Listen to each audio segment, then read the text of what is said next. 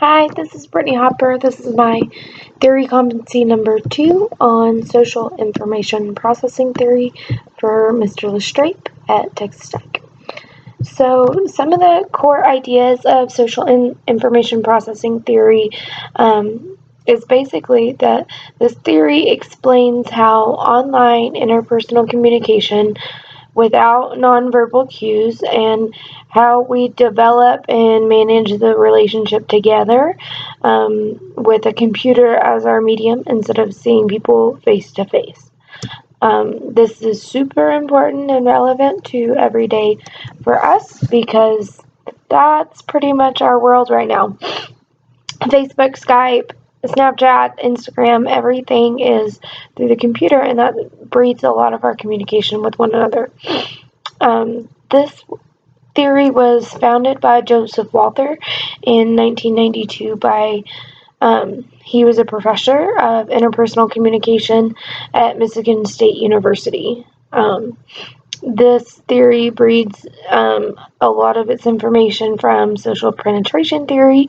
So basically, how much are you willing to disclose to one another and how long is it going to take to get there? And then uncertainty reduction theory. So we want to know what's going on before we just tell you everything.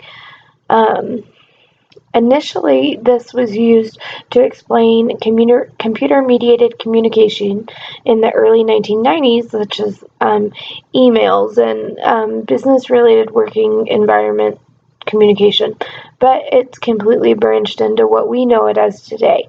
So it's very multimodal. It provides a different level of intimacy than what it initially theorized, which is pretty amazing because now that also goes into some things that the theory didn't originally anticipate to have to interact with, such as nonverbal cues like we're experiencing right now. With nonverbal, you can see things and take in how the person's acting. Social information processing theory was really anticipated for just text or email clues, so anticipating what the person was trying to say on the other end of it. Some of the critiques of this theory are the lack of the interpersonal relationship or the face-to-face interactions. Although the same level of intimacy may eventually be reached as in-person communication, it's the amount of time is just significantly more than what you would be doing if you were in person with one another, picking up on those nonverbal cues and the verbal cues. One part of that is the amount of the self-disclosure that you want to give out. So in the computer, you're barricaded in, you're not really exposing yourself in the same manner that you are as if you were in person with someone. So most people will disclose a lot more about themselves a little bit easier online, as you can see through Facebook profiles and Instagram profiles and things like that. Whereas their cultural background, you can kind of see them back off a little bit, and that's something that you can typically see a little bit better when you are in person. Media richness theory is also a critique of social information processing theory. Basically, it's too narrow to have true rich relational conversation. But to play the opposite of that a little bit, since we do have things such as Skype and YouTube where you can pick up on these aspects of the communication that it never intended to serve, you're getting so much more out of these relationships, and that intimacy level is able to be enriched. So although it's stated as a critique, I kind of find that it's not valid for this theory anymore. Social information is half of our lives. This entire class is being taken online.